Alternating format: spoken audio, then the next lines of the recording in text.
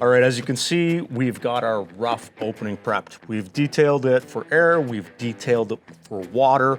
We have our slope sill with our back dam, with our monolithic piece of stretch tape that creates not just a flashing, but an actual sill pan. We've got our window measured. We've confirmed that the rough opening size is correct, the window is correct, and we've installed our clips. That is a key step. The clips create a solid bond between the window frame and the framing. If you do not have window clips, especially during a high wind event or any weather event for that matter, you're going to be relying solely on the window flange to keep the window in the hole. So anytime you can add structural support to an element of your building, that's very important. Now we've got to get our shims in place just to make sure this is nice and level so we don't have to fool around when we set the window in the hole. So I use composite shims, and there's a very good reason for that I'll get into in a minute. But we want to have an airspace in this slope sill. If there's some type of failure due to a weather event, a bird strike, and the window starts to leak, if we've got it spaced up off the sill and we've done our job correctly with the sill pan, water will literally be able to flow down, out, and away. The reason I like a composite shim, especially if you're using a wood window or you've got wood trim, is a composite shim is not capable of capillary action.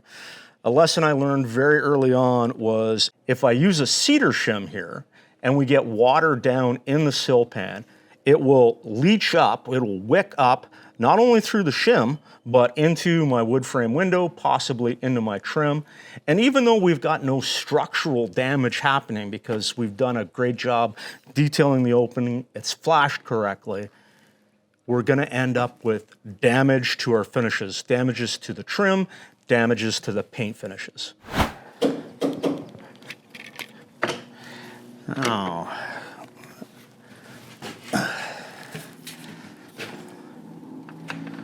whoa.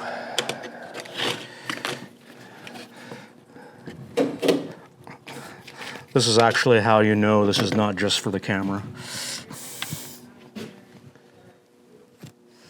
I think we're splitting hairs, gentlemen.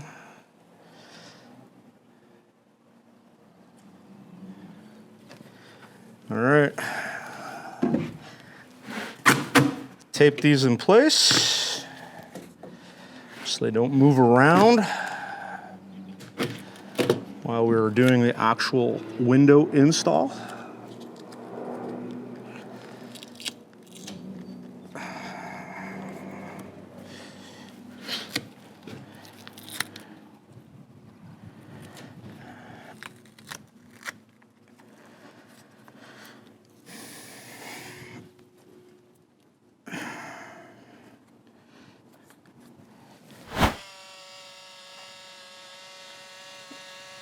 I'm applying an inverted U bead of a high quality sealant. The reason it's an inverted U is we are using the drainage method in the Andersen window instructions. So if water happens to get into the sill area for whatever reason, bird strike, weather event, it's going to be able to freely drain to the exterior. So we go on 3 sides, not along the bottom. Let's do this. Let's do it. Yep. Yep. And do everywhere. All right. I'm good. Center in the hole.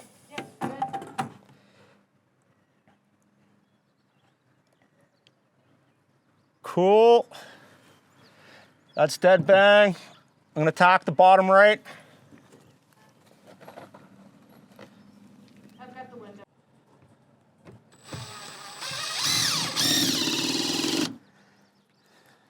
Tack at the bottom left.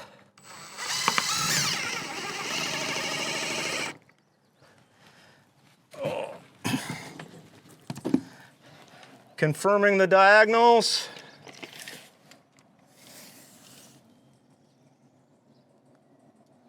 57 1/4.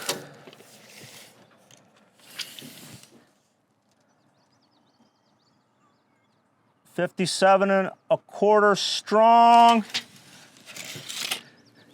Get you to just pack that top corner just a little bit, please.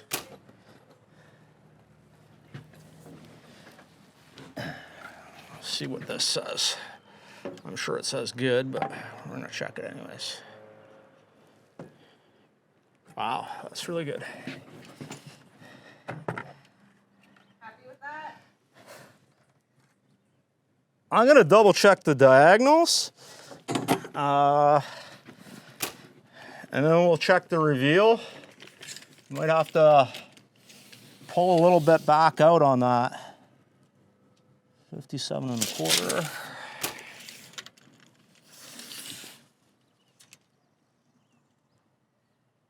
A little more, Kels.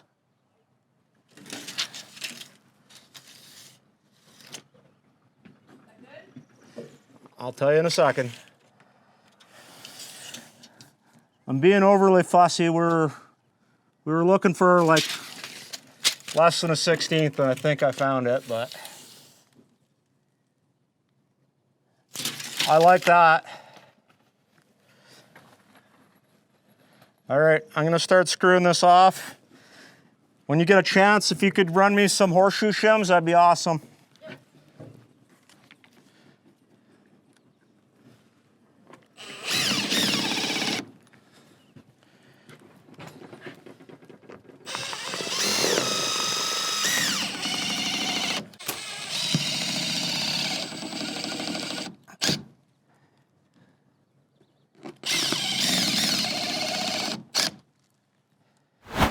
Once we had our inverted U of sealant, we tipped the window into the hole, bottom first.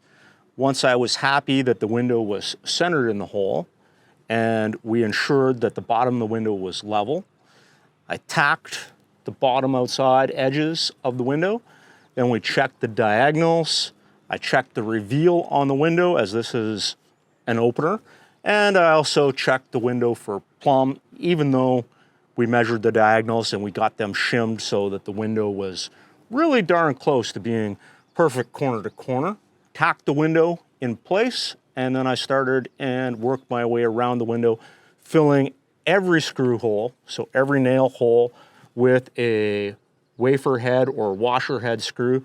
This happens to be a screw from Spax, but there are a lot of great washer or wafer head screws out there. And next up, I'm gonna be installing a horseshoe shim underneath the window here, just to ensure that down the road, we always have positive drainage from that slope sill space.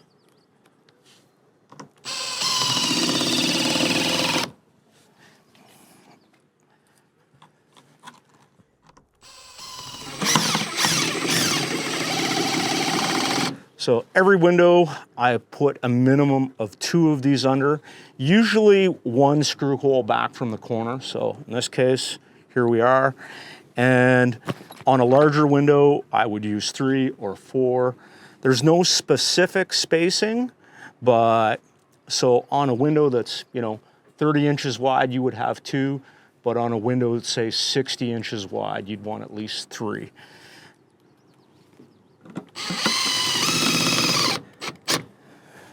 And I can show you the importance of why these horseshoe shims are there.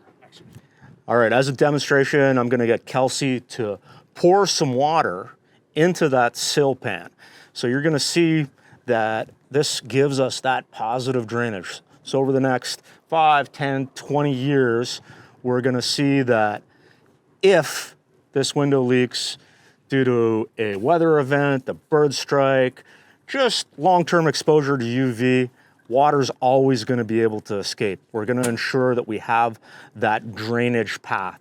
So that's the important reason that we don't tape the bottom, we don't apply sealant across the bottom, and we just ensure with these shims that over time, we don't get essentially a heat weld from the backside of the flange to the flashing tape. Sure is positive drainage for the long haul.